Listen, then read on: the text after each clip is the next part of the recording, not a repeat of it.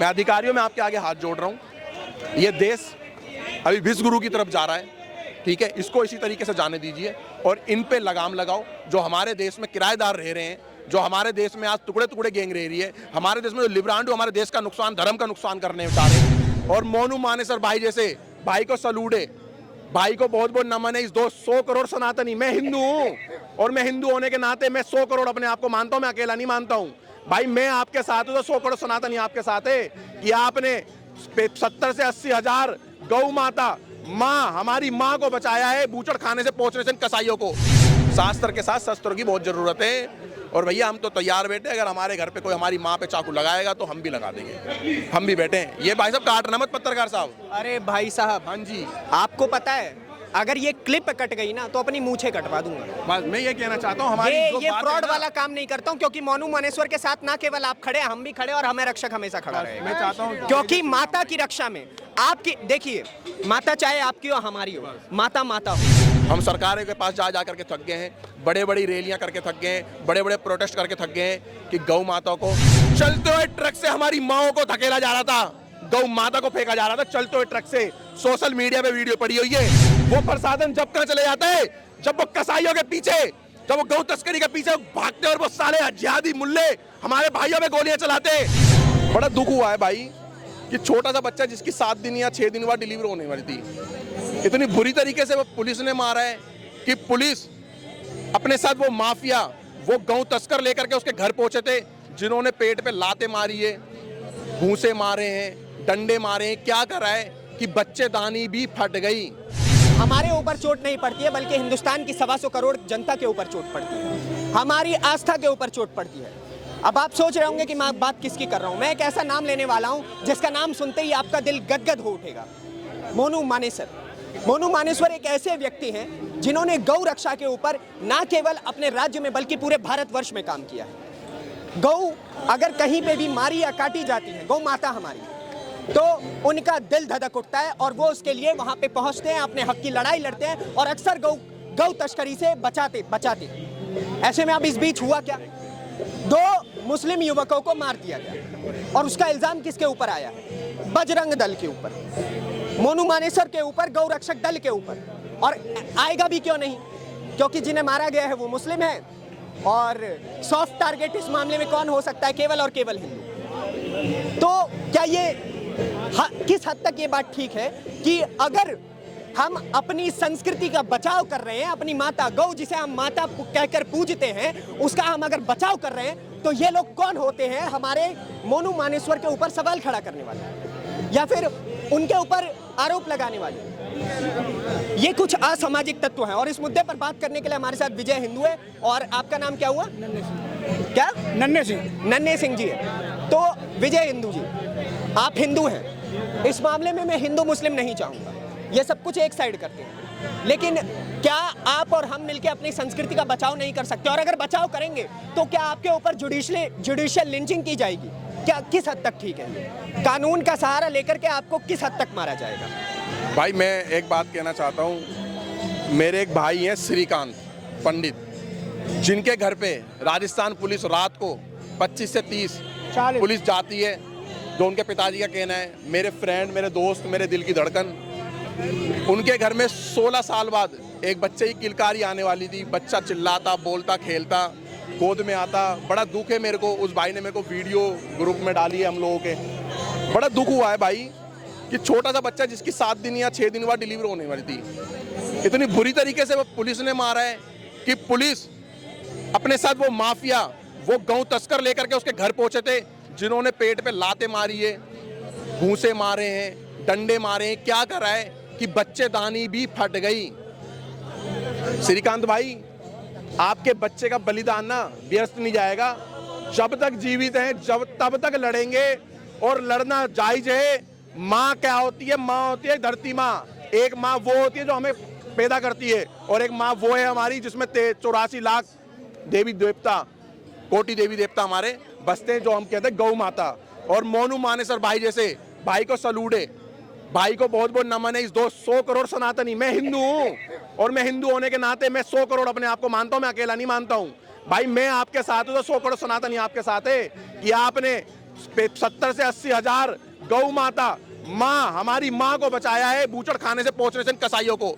मैं एक बात कहना चाहता हूं, जब कसाई जब काटना बंद कर देगा हमारी गौ माता को, तो कसाई भी कटने बंद हो जाएंगे। जब ये गौ माता को काटेंगे, कोई ना कोई तो होगा ना जिसको अपनी माँ से प्यार होगा। मेरे को अपनी माँ से प्यार है, मेरी माँ के ऊपर को छुरा लगाएगा, मैं तो मारूंगा, मैं तो काटूंगा, मैं को रुकूंगा भाई? मेरी माँ के ऊपर को छुरा लगाएगा? मैं माँ मानता हूँ, माँ। हमारी बहनों को काटा जाता है यहाँ पर, मेरी बहन पे कोई काटेगा, 35 टुकड़े करेगा तो हम तो काटेंगे उसको। क्या हम कानून का इंतजार करेंगे क्या? मैं इस देश के ना सारे अधिकारियों से बोलना चाहता हूँ आज, सारे अधिकारी, जज से लेकर के IAS, IPS, commissioner, ACP, DCP, SP, SSP, SHO, sub inspector, सब इससे बोलना चाहता हूँ। आज हमारी माँ को काटा जा रहा है। क्या आपकी माँ नहीं है गौ माता? आपकी माँ नहीं है गौ माता?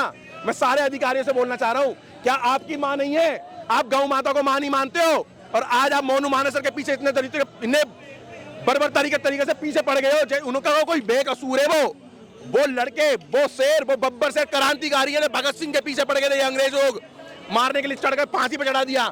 आज यही सरकार, राजस्थान की सरकार, फिर दोबारा से हमारे भाई सोल्जर, जिसको कहेंगे हम भाई क्रांतिकारी भगत सिंह के रूप में देख रहा हूँ भाई मैं तो उस भाई को, जो हमारी माँ की रक्षा आधी रात को। मैं कह रहा हूँ वो प्रशासन जब कहाँ चले जाता है, जब वो कसाईयों के पीछे, जब वो गौ तस्करी के पीछे भागते और वो साले जिहादी मुल्ले हमारे भाइयों पे गोलियां चलाते। अभी की वीडियो है 1 महीने पहले की, गुड़गांव की, चलते हुए ट्रक से हमारी माओ को धकेला जा रहा था, गौ माता को फेंका जा रहा था चलते हुए ट्रक से। सोशल मीडिया पे वीडियो पड़ी हुई है। मैं ये कहना चाहता हूँ, आप क्यों मौन हो जाते हो भाई? जब आपके घर परिवार की, आपकी माँ की, आपकी बहन की बात आती है, क्यों मौन हो जाते हो? आज मोनू मानेसर के साथ भाई और श्रीकांत भाई के घर पे जो दुर्घटना घटी है, उसका भाई मैं क्या करूं भाई? थोड़ी घबराहट सी हो जाती है सुन करके, सोच करके। शायद मेरे साथ किसी अधिकारी का बच्चा ही ऐसे घर में कोई पुलिस वाले जाते और उस बच्चे को मार देते वो पेट में। सोचने वाली बात है। मैं इस देश के अधिकारियों से बोलता हूँ, आज तो आप सनातनी हो, आज हम लोग बोल रहे हैं, चिल्ला रहे हैं, चीख रहे हैं। जब इसी गद्दियों पे जब ये लोग बैठे होंगे तो आपकी चीख भी नहीं निकलेगी। इस चीज का ना प्रमाण देने की जरूरत नहीं है। हम अरब कंट्रियों से देख रहे हैं, लास्ट में भी हम लोगों ने देखा है कि ईरान, इराक और सीरिया से कैसे हमारे सनातनियों, कैसे हमारे सिख, कैसे हमारे जैन कैसे भागे हैं अपने अपने सब कुछ छोड़ करके, अपनी दौलतें छोड़ करके। आज मैं एक बात कहना चाहता हूँ, रतन टाटा, अंबानी, इनके पास इतनी दौलतें हैं। मैं ये देखूंगा क्या टाटा जी या रतन जी, ज़्यादा से ज़्यादा हमारे रतन टाटा जी को जीवन मिले, मैं उनके जीवन, मेरी उम्र लग जाए उनको, क्योंकि वो बहुत बड़ा डोनेशन करते हैं। मैं कहता हूँ कितने बड़े धन्य सेठ है, बड़े बड़े हीरो के, बड़े बड़ी गाड़ियाँ, बड़े बड़े बंगले।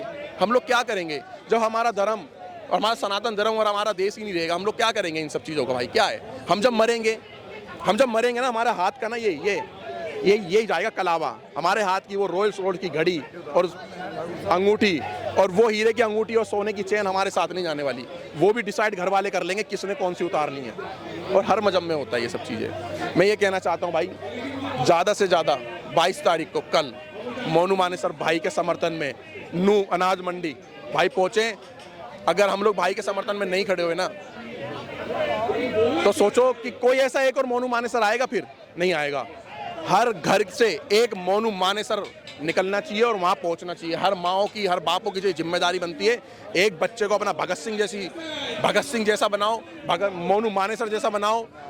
मेरे को बड़ा दुख के साथ कहना पड़ रहा है कि भाई मोनू मानेसर जैसे लोगों पे ये सरकारें FIR दर्ज कर रही है, जबकि मोनू मानेसर मौके पे वहाँ था ही नहीं। नेशनल इंटरनेशनल लेवल पे मोनू ने भाई बड़े बड़े चैनलों से बात करी है, बड़े बड़े चैनलों से, इंडिया टीवी, NDTV, बड़े बड़े चैनल, वीडियो कॉल पे बात करी है, सारे सबूत दे दिए, फिर भी पुलिस उनके पीछे पड़ी हुई है। मैं कह रहा हूँ जो लोगों को जलाया गया है उस पे 5 केस चल रहे थे, गौ तस्करी के चल रहे थे, डकैती के चल रहे थे, लेकिन अरेस्टिंग उन 5 केसों में तो एक भी केस में अरेस्टिंग नहीं, FIR दर्ज है।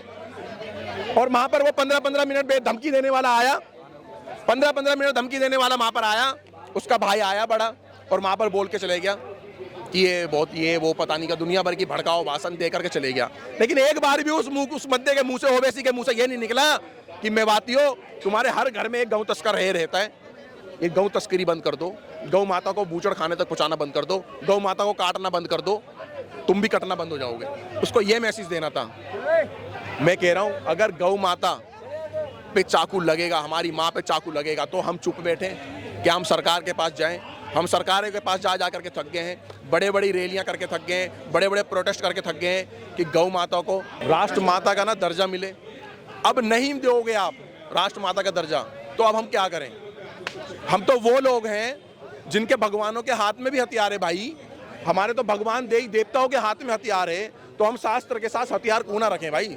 शास्त्र के साथ शस्त्र की बहुत ज़रूरत है। और भैया हम तो तैयार बैठे, अगर हमारे घर पे कोई हमारी माँ पे चाकू लगाएगा तो हम भी लगा देंगे, हम भी बैठे हैं। ये भाई साहब काटना मत पत्रकार साहब। अरे भाई साहब, हाँ जी, आपको पता है अगर ये क्लिप कट गई ना तो अपनी मूछें कटवा दूंगा। बस मैं ये कहना चाहता हूँ, हमारी जो ये बात है फ्रॉड ना, वाला काम नहीं करता हूँ, क्योंकि मोनू मनेश्वर के साथ ना केवल आप खड़े, हम भी खड़े और हमें रक्षक हमेशा खड़ा रहेगा। मैं चाहता हूँ क्योंकि माता की रक्षा में आपकी, देखिए माता चाहे आपकी हो हमारी हो, माता माता होती है, ठीक है। लेकिन अगर कुछ जिहादी तत्व उन्हें नहीं समझ पा रहे हैं तो उन्हें समझाना पड़ेगा। अब वो आप देखिए और वो प्रशासन देखेगा कैसे उन्हें समझाना है, ठीक है। लेकिन सबसे बड़ी बात कि अगर कोई व्यक्ति माता की रक्षा में कार्य कर रहा है तो हम उसके हित में तो कम से कम खड़े हो सकते हैं। और मैं राजस्थान की पुलिस से यह सवाल करता हूं, जब करौली में पथराव हो रहा था तब एक अरेस्टिंग क्यों नहीं हुई? क्या तब तुम्हें नहीं पता था? मैं राजस्थान की सरकार से यह पूछना चाहता हूं कि जब वहां पे हमारी हिंदू बेटियों को काटा जाता है तब राजस्थान की पुलिस कहां होती है? तब राजस्थानी प्रशासन कहां पे होता है? मैं यही बात एक बात रखना चाहता हूँ यहाँ पर। मैं ओवैसी उस टाइम तो नहीं आया, उस टाइम तो ओवैसी का कोई जवाब भी नहीं आया। जब जिस टाइम घोष मोहम्मद, रियाज खान, इन दो जिहादियों ने, पीएफआई के दलालों ने, जब हमारे कन्हैया लाल बेकसूर, जिनके ऊपर एक छोटी सी भी एफआईआर, झगड़े की भी एफआईआर दर्ज नहीं थी, और इन कसाईयों के लिए जिस पे 5 एफआईआर दर्ज है, एक भी अरेस्ट नहीं है, उनके घर पहुंच गया ओवैसी, उनके घर पहुंच गया ओवैसी। जब पुणे आया दिल्ली के अंदर मेहरौली में, जब हमारी बहन के 35 टुकड़े हुए हैं। एक बात बताओ, हमारे देश के अंदर हमने अपने राम शुभ यात्रा पे हमला देख लिया, हनुमान शुभ यात्रा पे हमला देख लिया, अभी क्या कहते हैं शिवरात्रि पे इतना बड़ा पथराव देख लिया, दिल्ली दंगों में हम लोगों ने हर चीजें देख ली। ओवैसी उस टाइम क्यों नहीं आता भाई, जहां पर हमारे शुभ यात्रा पे, अमरनाथ यात्राएं होती हैं, अमरनाथ यात्रा पे पथराव करे जाते हैं, बम फेंके जाते हैं यात्रियों पे। तब ये ओवैसी जैसे जो हैं, इनके मुस्लिमों के जो दलाल हैं या ठेकेदार हैं, हमें तो समझ नहीं आया कि दलाल है कि ठेकेदार है, जो भया जबरदस्ती बनना चाह रहा है, क्योंकि मुसलमान भी इससे खार खाते हैं, इस लोग इसको दूर रखते हैं अपने। लेकिन ये वहीं पहुंचता है कि जहां से अपना वोट बैंक तैयार करे। अब ये मेवात पहुंच गया, जबकि ओवैसी को ये पता होना चाहिए मेवात के हर घर के अंदर एक तस्कर है, ऐसा कोई घर नहीं है जिसमें तस्करी ना करिए कोई, और एक से एक बड़े से बड़े लेवल के तस्कर हैं वहाँ पर। जब गौ माता पे काटोगे, गौ माता पे चाकू लगाओगे, तो हम चुप बैठेंगे क्या? चुप बैठेंगे क्या? मैं अपने देश के सारे अधिकारियों से बोलता हूँ, हमें क्या करना चाहिए वो या तो आप हमें आकर के बता दो यहाँ पर कि हमें करना क्या चाहिए। हम चुप बैठे रहें तो लो जी, हमारे बच्चे भी उनके चाकू के ना नीचे रख दो और काट दो, हमारे बच्चों को भी टुकड़े कर दो आप टुकड़े करवा दो टुकड़े आप। मैं अधिकारियों में आपके आगे हाथ जोड़ रहा हूँ, ये देश अभी विश्व गुरु की तरफ जा रहा है, ठीक है, इसको इसी तरीके से जाने दीजिए और इन पे लगाम लगाओ। जो हमारे देश में किराएदार रह रहे हैं, जो हमारे देश में आज टुकड़े टुकड़े गैंग रह रही है, हमारे देश में जो लिब्रांडो हमारे देश का नुकसान, धर्म का नुकसान करने चाह रहे हैं, इन पे लगाम लगाओ, नहीं तो ये देश कहीं विश्व गुरु की तरफ ना कहीं और ना चल दे। जय श्री राम।